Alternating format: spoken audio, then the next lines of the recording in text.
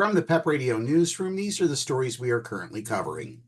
At the Human Rights Campaign's annual gala in Washington on Saturday, Minnesota Governor Tim Walz touted his and Democratic presidential nominee Kamala Harris's advocacy for LGBTQ rights in the keynote address. He criticized comments by his GOP opponent, Senator J.D. Vance, that school shootings are a fact of life. It's a fact of life some people are gay, Walz said in his remarks, but you know what's not a fact of life? That our children need to be shot dead in schools. In a Wednesday school shooting in Winder, Georgia, at Apalachee High School, 2 students and 2 teachers were killed. Vance, when asked at a campaign stop in Phoenix on Thursday about policies to stop school shootings, said, quote, "I don't like this. I don't like to admit this. I don't like that this is a fact of life. But if you are a psycho and you want to make headlines, you realize that our schools are soft targets, and we have got to bolster security at our schools." The school shooting renewed calls from Democrats to ban assault weapons, push for safe storage of firearms, and enact laws which allow a court to temporarily remove firearms from an individual who is deemed a threat to themselves or others. Our kids should be free to go to school without being shot dead in the halls, Walz said Saturday night.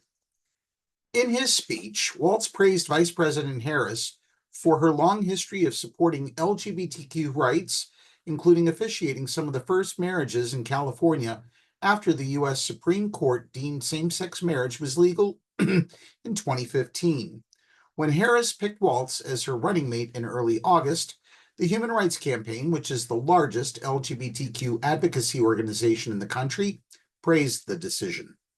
Coach Walz not only embraces the fabric of our community, he embraces the fabric of our society.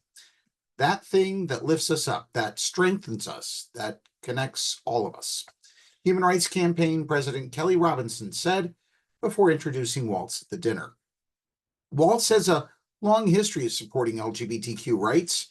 As a teacher and coach, he said he agreed to serve as an advisor for the Gay-Straight Alliance at the high school where he taught in the late 1990s after concerns were raised about queer students being bullied. "I understand what it meant to be that older straight white guy who was coaching football," he said. "It's easy to be an ally when it's easy to be an ally. What really matters is knowing who's going to be at your side and stand up when it's hard." In other campaign developments, former Republican Vice President Dick Cheney on Friday endorsed Harris for president. His daughter, former GOP U.S. Representative Liz Cheney, also endorsed Harris. Harris, who is in Pittsburgh, Pennsylvania, preparing for her debate with Donald Trump, said Saturday that both Republicans put their country over their party.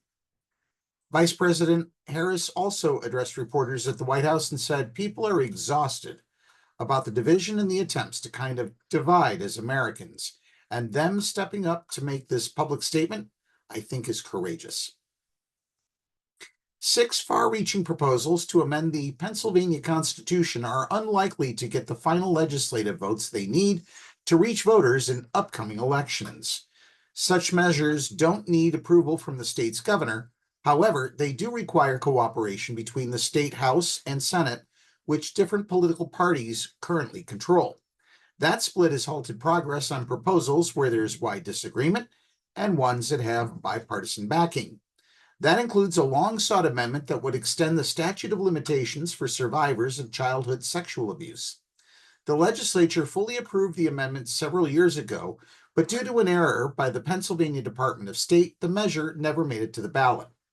The legislature advanced 6 potential changes to the state constitution last session, which ran from January of 2021 to November 2022.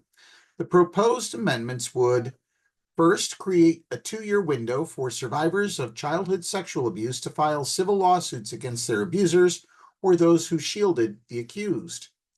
Second, declare that the state constitution does not provide a legal right to an abortion.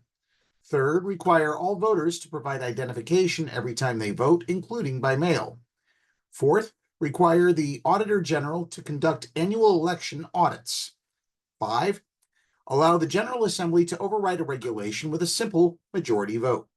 And 6, allow gubernatorial candidates to pick a candidate for lieutenant governor as a running mate, subject to the approval of their political party. This would eliminate separate primaries for the two offices. Those amendments were advanced when the General Assembly was completely controlled by Republicans who embraced this method of policymaking during former Democratic Governor Tom Wolf's second term. Without action by November 30th, when the current legislative session ends, all 6 amendments will need to restart a lengthy process. The earliest any would be able to reach voters is 2027. That's today's news. Now let's get back to the music on PEP Radio.